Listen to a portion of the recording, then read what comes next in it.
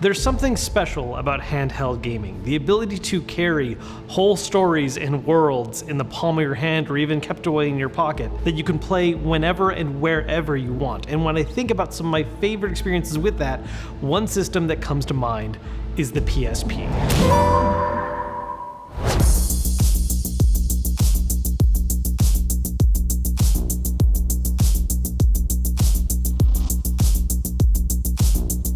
Later this year, PlayStation will be releasing a very different kind of handheld system with the PlayStation Portal. A handheld built entirely around the concept of being used specifically for remote playing the PS5. Something that's brought a little bit of mixed feelings from some fans, not just simply for what it is, but more of what it's not. A traditional handheld, something that Sony hasn't really done in a while. And if you've watched any of my videos talking about it, I'm one of those people. I am curious to try it out, and there are ways I could definitely see myself using it, but I just can't help but hold on to this idea of what if Sony focused more on handhelds again, like with the PSP and PS Vita. And I want to chase that feeling a little bit and talk about what made the PSP so special. One thing I want to shout out real quick is that obviously I'm talking mostly about the PSP here, but the whole reason why I'm even thinking about this is because of the PlayStation Portal coming out soon, which I am planning on reviewing whenever it launches later this year. So if you don't want to miss out on that content, make sure to subscribe and hit the bell icon so you don't miss out. Initially revealed back in E3 of 2004, the PSP was Sony's answer to what at the time was basically the only major gaming handheld on the market, the Nintendo DS. And whereas the DS was focused more on some of its own unique gimmicks with things like multiple screens, touch interface, the goal of the PSP was something to be much more of a general multimedia device while also being a more powerful system that brought the strength of Sony's own IPs as well as some third-party partners that they worked a lot with. In fact, part of its initial reveal at E3 was emphasizing the fact that they had 99 different developers on board all making games for the system, and 2 games they showed right away capitalizing some of their success from past systems was a new Wipeout game and even more importantly, Metal Gear Acid. Now it was positioned as a more expensive handheld at the time, costing $249 at launch compared to the DS's only $150, but Sony really wanted to lean into that direction of being a more powerful system that also offered a better build quality and again, a much more multimedia focused push. The PSP allowed you to save all kinds of different media to its memory stick, including photos, music, and movies, and alongside releasing, obviously, physical games for the system using UMDs, they also released full-blown movies, especially those that were produced by, well, Sony. Big surprise. Meanwhile, on the gaming side of things, the PSP focused on not only having a lot of first-party support as well as having its own original games from third-party developers, but also featured some connectivity with the PS3, being able to do things like transfer data between the systems by plugging them into each other.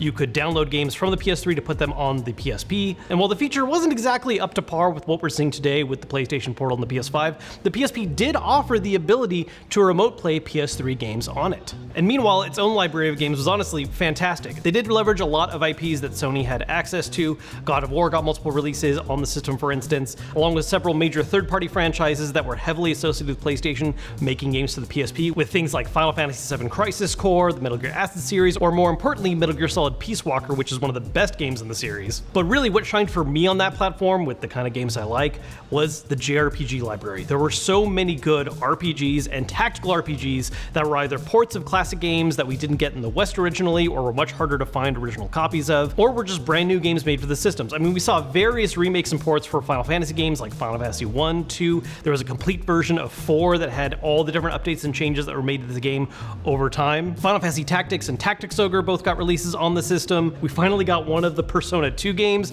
that never came out in the West originally, and it's still actually a bit annoying that you can only get one version of Persona 2 physically on PSP and the other one on PS1, but that's just how it is for the US. Remakes of Star Ocean 1 and 2, the first of which never came out in the US as well. Just an absolutely incredible library for the genre, and it wasn't unique just to those, that's just the one that I really fell in love with. It's important to emphasize too how much of a powerhouse the PSP was relative to its time, because again, the original DS was the only competition initially, and the PSP launched with specs that, as far as just raw power goes, was basically like a PS2 but handheld. Not the exact same, but as far as the kind of experience you're able to get on that small screen, you had PS2 quality level games, which in case you didn't know, the PS2 was a massive success for its time, still the #1 selling console of all time, and brought it to a handheld that people could play on the go and offered a visual experience that just wasn't possible on the DS. And the thing is, as strong as the system was at launch, Sony did a lot of work in supporting it over its roughly 10-year lifespan. Various firmware updates that added additional functions and features, supporting more file types for the different media that you could run on it. It added the ability to support digital comic books. One official update even removed the clock limit on the CPU so that the system basically just became suddenly more powerful later in the life cycle. Along with these firmware updates, there were also multiple model revisions of the system, basically 3 mainline model revisions that happened over its lifetime, with one slightly more special option in the form of the PSP Go, along with one other model option that we actually never got in the US, which was the E1000, with the mainline revisions in particular adding some pretty nice upgrades. The jump from the 1000 model to the 2000 model was actually pretty significant. It was revealed at the E3 for 2007. It was a noticeably thinner system compared to the 1000 model, and had a lot of other internal upgrades as well, including having a brighter display and the addition of a video out port. Internal RAM was doubled, which increased the performance of the system, in particular allowing for a smoother web browsing experience and decreased load times on games running from the UMD, which would be very slow on the original 1000 by comparison at least. And the D-pad was also upgraded to being raised up a little bit and given a bit more tactile feedback. And then the 3000 was a less significant jump, but did have some major changes, the biggest upgrades really being to the display for the system, offering better colors, better contrast, faster response time, as well as an anti-glare screen, which for a handheld is especially important because it really helps make sure you tone down reflections when playing outside during the day and light can be an issue. They also made some minor cosmetic changes like changing the logos and symbol buttons. The UMD tray also got changed, where it was a more manual one where you just rip it open or close it instead of having an eject button that would pop it open, and the 3000 added an internal microphone. Meanwhile, the PSP Go was an entire revision of the system that went in a very different direction, basically removing UMD support entirely for making a pure digital system. That also changed its body design, where it would look really small in its main body, and then you would slide it up to reveal the controls and buttons underneath. It was honestly a really cool looking system and a neat concept, except for the fact that it came out fairly late in the life cycle to where most people had already been buying physical UMDs, and losing support for that was kind of painful and not worth upgrading to, and it was more expensive than the other systems. The concept of its portability was super cool, it just didn't seem like it was quite the right trade-off at that time. The one other cool little feature about it is that it did also add Bluetooth support, which at that time meant you could use DualShock 3s with it, which was not a thing you could do with the PSP. Now, the final model again was the E1000, which was not released in the US. This was only in PAL regions, and it was basically the cheaper version of the system to really make it sell for as low as possible. It was made out of cheaper materials and had a matte finish. It removed Wi-Fi, it had a mono speaker, and even removed some of the buttons from the system. Really, these days, if you're ever looking at the older systems, the 3000 is my personal favorite to track down. There are some reasons to take a look at some of the older ones, and there is a bit of a coolness factor to the PSP Go if you're willing to throw down, but the 3000 to me is really the standout version where if you want to have one to just play some games on today, and it's still in fact the one I use, although I am using my 1000 battery that's a little beefier and sticks out a bit. There's just so much the original PSP did in its original lifetime that I think was a really nice high for Sony in the handheld market, and a lot of that went away and changed with the release of the Vita. Now, don't get me wrong, I love the Vita. I've made multiple videos on how I have loved the Vita, and it's part of the reason why I wish Sony would get into handhelds again. There was a lot of cool things that system did. However, the problem the Vita ran into was the fact that Sony basically didn't really support it the way they did the PSP, and there's a lot of reasons for that. One of the biggest ones being Angry Birds. The Vita came out during a really weird time in handheld gaming history where